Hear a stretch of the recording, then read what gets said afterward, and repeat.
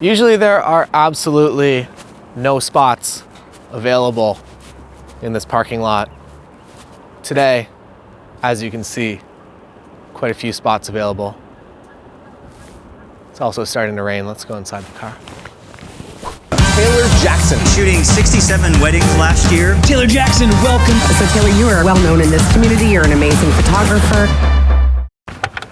So far this year, I've already had 20 wedding cancellations, which is a lot. I don't have any keys. And basically what that means is that my entire season has rescheduled to 2021. So a lot of the weddings, I don't believe any are canceled yet. They're all just postponed. Some have postponed a little bit shorter term to this year, but the majority of them don't really want to postpone to potentially have to plan another wedding again. Marshall, my friend Marshall, who you might have met on the Not Perfect vlog series back in January, was actually probably one of the first people to raise an alarm to what was going on, at least to myself. January 25th? And you were like, I'm gonna go buy masks. Yeah, when we were waiting for the Uber, I went to that CVS, so I was like, let's do this. And then I felt stupid in the airport, but now look at it. Why'd you buy a car with the wheel on the wrong side?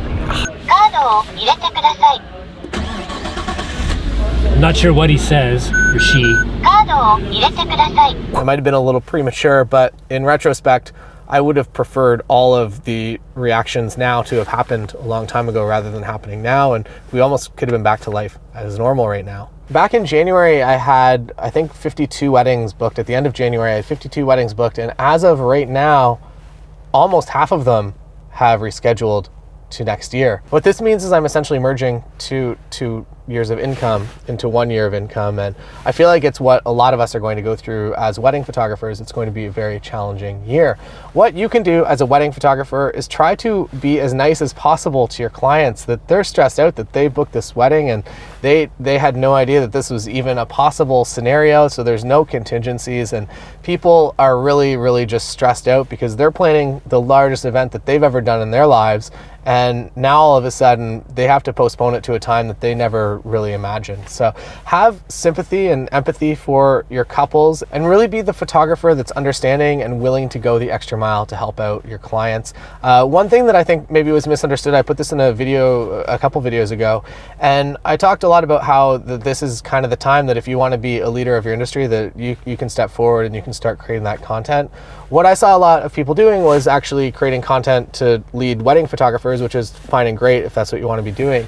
But what I saw a huge vacancy in, and I still see a vacancy in, is wedding photographers leading the wedding industry, which means actually interacting with your couples and creating a safe place for them to go to be able to talk to other people that are in the same boat. Liam Good, here's a file photo of Liam. Liam's a good friend, and Liam was the only person that I saw really kind of do anything in regards to this situation, where he just set up a Facebook group for local brides and just invited all his vendor friends, and now all of a sudden he's kind of the center point of this industry, of the helpfulness of the industry right now, and he's created this community among brides. So his name's obviously going to get out there. He's also creating a lot of good value for people and making them feel a lot better in an uncertain time. So Liam did a really great thing by doing that, and hopefully there's still an opportunity in your local area, wherever that is, to go and do something like that, because that's more of what I meant, rather than just coming up with a 10 steps to overcoming this time for wedding photographers style guide that I've seen popping up all over. So that's my status update.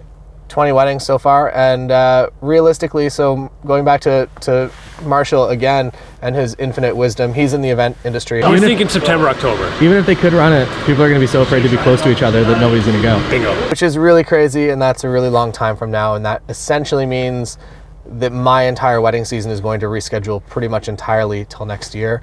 And what we're doing is we're juggling. We basically kind of started a small little vendor group, and if I'm booked, then Lindsay will hopefully take that wedding, and if Lindsay can't take that wedding, we have a few other friends, and it just kind of, we try to keep the same contract alive within our group of friends, and we're just kind of passing back and forth to hopefully kind of make that work out at usually no cost or no extra cost to the couple, unless they want to add something like video or whatever to their package, now that they're going with a different photographer that also does video. But other than that, we're trying to keep things as easy and as stress-free as possible for couples. I feel like that's another thing that if you can, I talked about this a lot on the wedding day, to, as photographers, never add stress to the wedding day, and do your best to remove and make other stresses disappear, and never pass them on to the bride for sure on the wedding day. But looking at this calendar year right now, a lot of people are going to be really stressed out. So if you can create some great helpful tools or PDFs or really just kind of reach out to your clients and just tell them what's going on, and to make them not fearful of contacting you because they think that you're just going to steal their deposit and it's like non-transferable because that's what the contract says.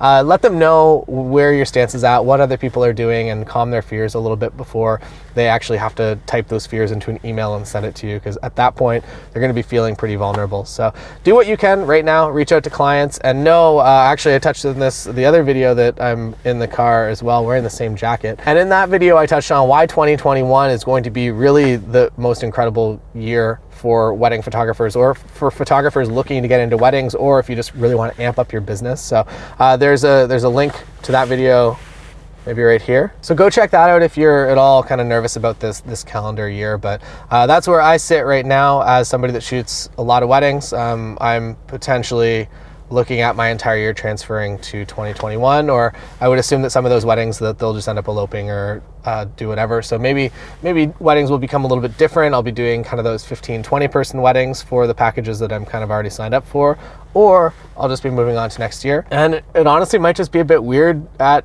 weddings for after all this social distancing to be in the same room with a lot of people. It's a big mental shift, and I feel like people are finally starting to get there. So to reverse that, I think is going to take equal, if not more time. Plus, even when we're allowed out into the world again, I feel like that doesn't mean that all of the danger has kind of gone away. So we're still going to have to be very cautious for a long time until we kind of get that herd immunity, I guess, overall. So thanks for watching today's video. Don't forget to subscribe and check out the other video that is in that link below. Got a new Rode Video Mic Pro Plus because my other one, it just stopped working. So this is it here.